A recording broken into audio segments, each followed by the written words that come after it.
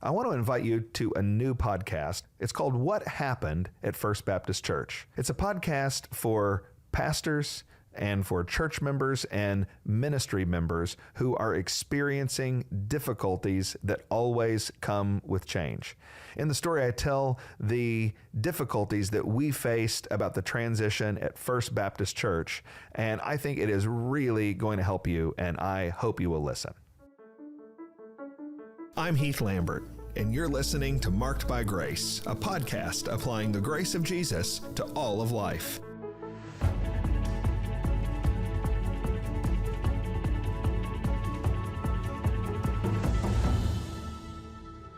A very important question this week on the podcast about what to do with an accusation of sexual sin. The context of the question is that this is an accusation of sexual sin on the part of a minister of the gospel, so not just somebody else. And in the context of the question, we're also not talking about abuse. So if we were talking about something illegal, we would say more and different things that I'm going to say this week. But this is a very specific question, not about abuse. What do we do with an accusation of sexual sin on the part of a minister? And we need to be honest that this is very serious. It's very serious because it's very clear in places like 1 Timothy chapter 3, verse 2, and Titus chapter 1. It's very clear that a pastor is supposed to be above reproach. He's supposed to be a man who is devoted to his one wife in their sexual relationship. And he's not supposed to be a man who is defined by or guilty of sexual sin. It's also a really serious and important question because we actually see violations of this a lot lately. It seems nearly monthly. In my experience, we're getting new revelations of a fallen pastor, new revelations of a guy who was not inside and privately what he appeared to be outside and publicly. And we really must, as the Church of Jesus Christ, as faithful Christians, we must protect believers from sexual sinners. We must protect the ministry from sexual sinners.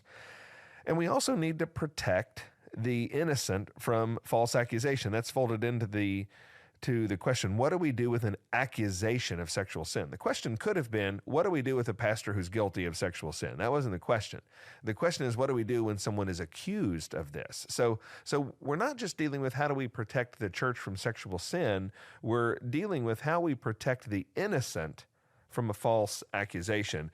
And the Bible gives us a big help on this. The Bible, as it always does on practical matters, is very helpful, very clear, and it gives us a standard of evidence. In Deuteronomy chapter 19, verse 15, listen to what the Bible says. A single witness shall not suffice against a person for any crime or for any wrong in connection with any offense that he has committed. Only on the evidence of 2 witnesses or of 3 witnesses shall a charge be established.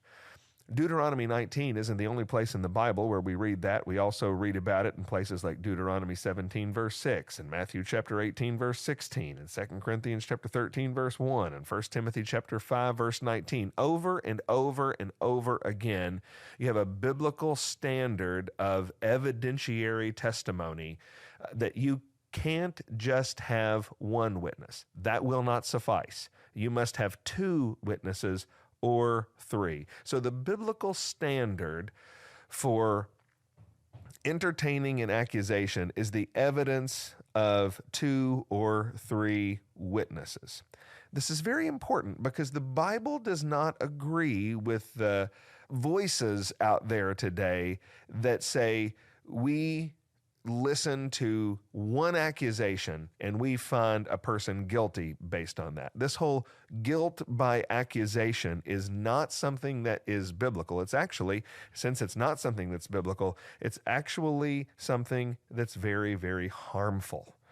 If your advice and your recommendations are out of accord with what God says in His Word, then you will be unfaithful and you will be hurtful to people. The Bible understands that false accusations destroy ministries and rip apart churches.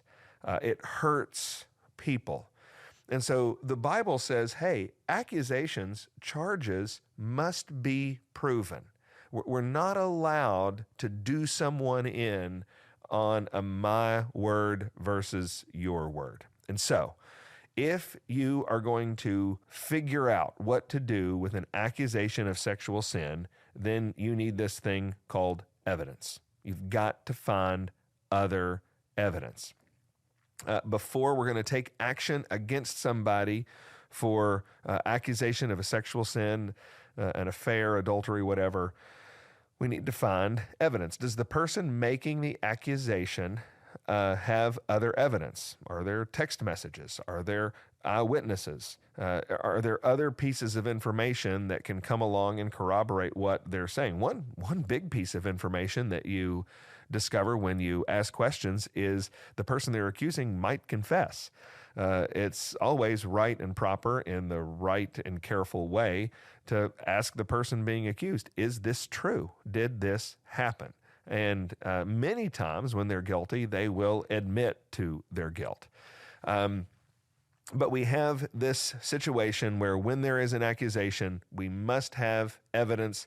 If the other person denies it, then the person accusing must have evidence to corroborate their claim. Now, that's the answer to the question. Here's the exhortation that comes after the answer. Is I want to encourage you not to be a person and not to be a part of a church that throws innocent people to the wolves. One of the main things I think a church needs to be and to do in this age of confusion on this issue is we need to be a body. We need to be a church. We need to be individual Christians who stand for the innocent. And that means not being a church that throws innocent people to the wolves. And there are two ways to do that on this issue. There are two ways to be wrong and throw innocent people to the wolves. First of all, you can let a guilty pastor whose guilt has been proven, you can let him slink off, go away quietly, and find another place to be immoral and sinful. That is wrong. When you do that, you're throwing innocent people to the wolves. The innocent people at the next ministry, the innocent people at the next church. The woman he's going to start flirting with at the next church. You are throwing those innocent people to the wolves. When we prove sexual sin in the life of a pastor, that pastor needs to be rebuked and he needs to be fired. And that needs to happen as quickly as possible, lest we throw innocent people to the wolves. But there's another way to throw innocent people to the wolves. And that is by hanging innocent people out to dry. That is by slinking off of this evidentiary standard and going with guilt by accusation. And this is happening today. I'm telling you, there are churches out there, there are leaders out there who know there's a Twitter mob, and the Twitter mob knows leaders know they're there.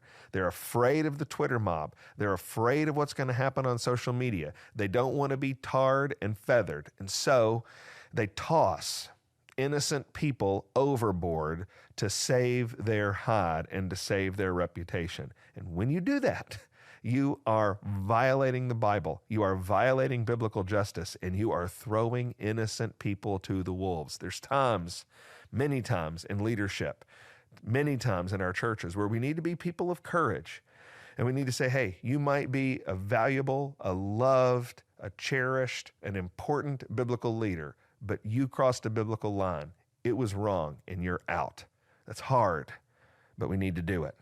There's going to be other times where we say to somebody, hey, listen, you are being wrongfully accused. The evidence is in your favor, or there is no evidence against you. And we are going to stick with the Bible, and we are going to stick with you.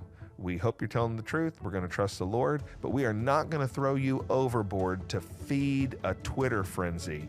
We are going to be a church that stands up for innocent people. And I think that is what you do with an accusation of sexual sin.